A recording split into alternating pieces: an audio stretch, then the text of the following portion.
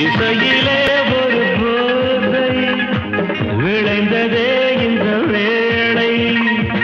எத்தனையோ மனம் தள்ளாட மெல்லிசைதான் நான் பாட. பாடாத ராகங்கள் தொடாத தாளங்கள் கேட்காத கானம் என் கானம். நாள்தோறும் என் பாட்டு நீங்காத பூங்காற்று பாராட்ட வேண்டும் எல்லோரும்.